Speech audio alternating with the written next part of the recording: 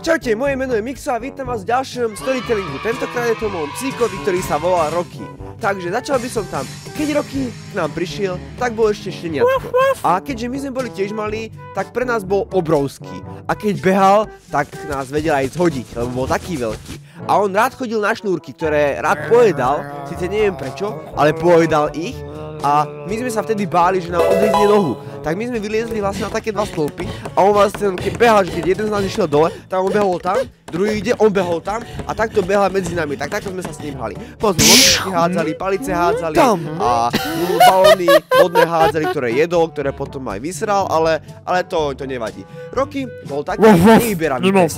On vlastne si dol všetko. Aj veci, ktoré sme mu dali do školy. A tie školské veci, no asi poznáte školské obedy, neboli moc dobré, ani pre mňa. Takže on to zjedol, potom to vyvrátil a potom to opäť zjedol. Tak to už mu asi viac chutilo ako originál, ani sa mu nečudujem. No, ďalšie je to, že mali sme tu takú kopu pieskovú, na ktorú som láhol, aby sa trochu ochladil. A my sme vtedy využili, pretože zaspal, tak sme začali zahrabávať. Keď sme ho zahrabali, tak už len taká hlava trčala, že čo sa to deje. Ale držal, takže akože sa mu to asi páčilo. Keď sme ho brali na prechádzku, tak tá prechádzka vyzerala skôr tak, že ja som zahákol, Ivo ho zahákol a išli sme. A keďže on bol silnejší ako my, ťahal nás do každej kaluže, do každého blata, ku každému stromu išiel a tam si potom čítal, že keď dočítal, tak tam vyčúral a myslí. Hej Mixo, pozerajte, aký malý.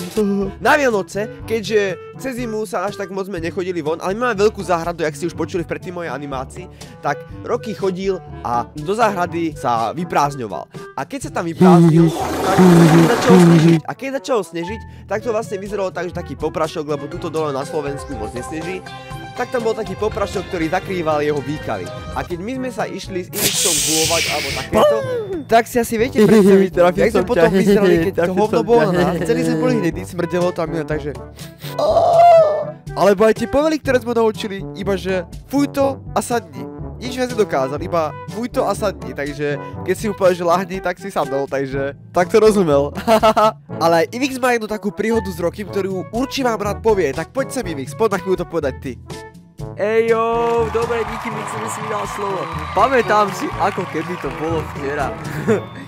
Išiel som točiť jeden klip do videa a zobral som Rockyho na prechádzku a začal som to natáčať. Keby sa Mixovi chcelo, tak možno aj sem dá obrázok alebo miniatúru toho videa, ale to je jedno. Zobral som ho dozadu a on ma úplne rozniesol, rozťahal. A jak som držal telefón, ja mám taký ten detkovský kryt, že vám to zakryje aj tú prednú časť telefónu. A tam som mal nastrkané všetky veci. Mám som nastrkaný občiansky, preukaz do školy, viem, že ešte preukaz do knižnic tam bol, dobre, že bankovú kartu som tam nemal.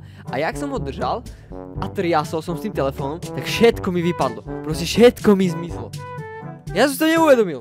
Prišiel som domov a Mixo mi povedal, že máš občiansky? A ja som hneď išiel úplne, čo? Kde? Jaký občiansky? Chytím až do prdele.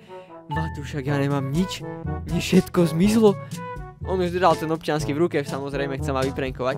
A ja taký, že dobre, že ale daj mi aj ostatné veci ako ISIC a podobné. A on že, ale to nemám. Rocky sa na mňa len srandovne pozeral, ale tak to bola asi tá storka. Všetko sme nakoniec našli úplne v pohode, bolo bez problémov.